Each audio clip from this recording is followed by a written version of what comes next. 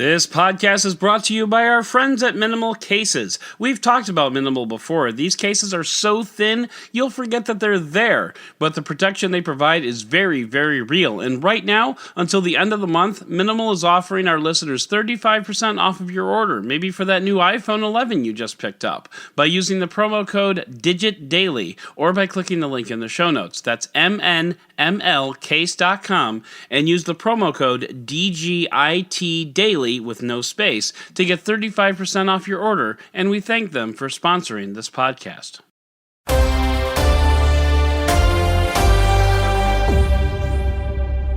Good morning, Digit fam. Adam Dowd here with, can you believe it? Yet another day of all the tech news you need to know. I know, it's crazy, right? It's like something happens every day. Who'd have thunk it? So let's find out what happened today, shall we? We shall, because it is September 25th, 2019, and this is your Digit Daily. Project XCloud, which sounds more like a ride in an amusement park than it does a gaming service, launched yesterday straight out of Microsoft. This is Microsoft's Stadia competitor, which allows you to stream Xbox games anywhere. But when I say launch, I don't really mean like launch. This is more of a hard, soft launch. Confused? Well, so are we, because wait until you hear the caveats here. First of all, XCloud is going live in the US, UK, and South Korea only. Games will stream from the cloud onto your device, which must be Android 6.0 or better with Bluetooth 4.0 and a wireless Bluetooth-enabled Xbox One controller. According to Microsoft, you won't always need an Xbox One controller, but you will at the start. And if you're wondering, yes, with Stadia, you do have to use a Stadia controller first, but also Google is promising other controllers will work in the future. So what can you play? That's kind of the big question, isn't it? Halo 5 Guardians, Gears 5, Killer Instinct, and Sea of Thieves will be initially available for free, and I've actually heard of those, so they must be popular. Hey, I told you over and over, I am not a gamer. And speaking of which, since I'm not a gamer, I'm not really sure how this works. I'm guessing that there will be a monthly fee, and then the, air quotes, free means that you won't have to pay anything extra. All the same, it's a pretty solid offering. But here's the kicker. This is a limited availability trial, which means you can sign up, but you will be chosen only if the gods of Microsoft find you amusing. And of course, if you're in the US, UK, or South Korea, or you have a super low latency VPN and want to go through all that rigmarole. Or you could possibly move to the US, UK, or South Korea, but I have to tell you, this White House, not really a big fan of that option because you're probably a terrorist, or a rapist, or both together, a therapist. Wait. Whoa. You also need to be on Android because iOS need not apply, and ooh, sick burn. We're honestly not sure what's up with that. It could be that Microsoft is thumbing its nose at Apple, but I doubt it. It could also be that there are technical challenges that iOS can't account for. Also, doubt it. iOS tends to get launch exclusives like this, but Microsoft and Android have been playing very nicely together recently, so maybe there's something to that relationship. And by the way, I mentioned the other day that I was using your phone to sync text messages and notifications and photos to my computer, and I would just like to say, it is simply delightful. This is a total digression, and I'm sorry for that, but if you work on a Windows PC and use Android, I highly recommend Your Phone.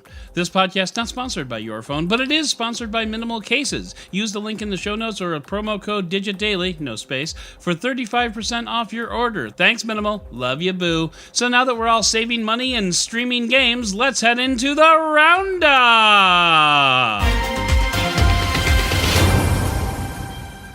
Eric Zeman at Android Authority is taking a cool approach to reviewing one of the coolest phones on the market today, the Samsung Galaxy Fold.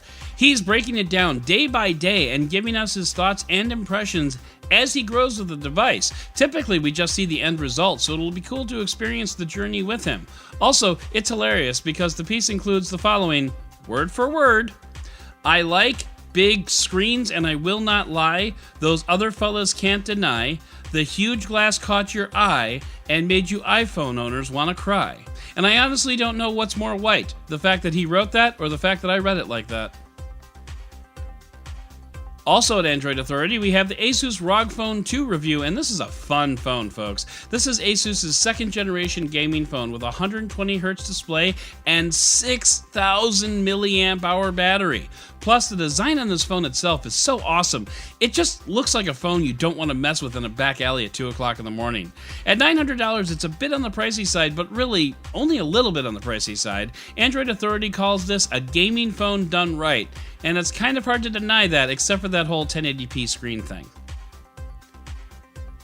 So, yeah, you remember the other day when we said wait for iOS 13.1 to come out? Well, it's out, and you know what?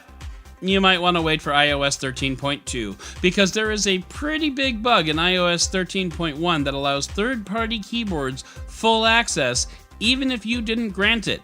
Of course, the funny thing here is that third-party keyboards aren't particularly good on iOS in the first place, but at least they'll give you a number row. Apple.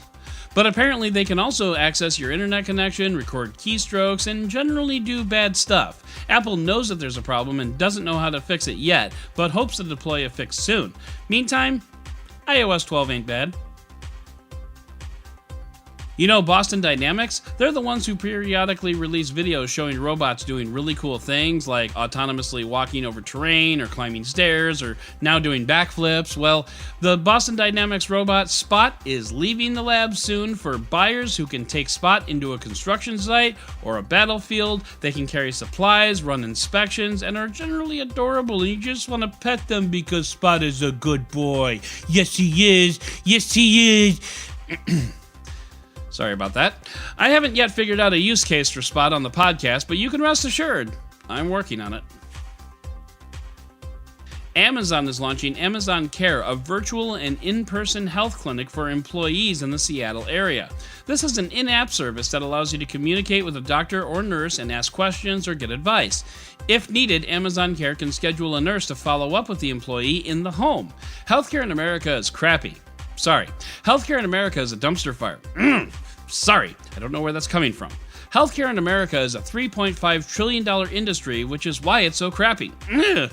But that's also why Amazon wants in on it, because some are speculating that this could roll out to the general public if initial tests are positive. I'd frankly be surprised if it didn't. So, you remember that WeWork CEO that we talked about yesterday? Yeah, he's gone.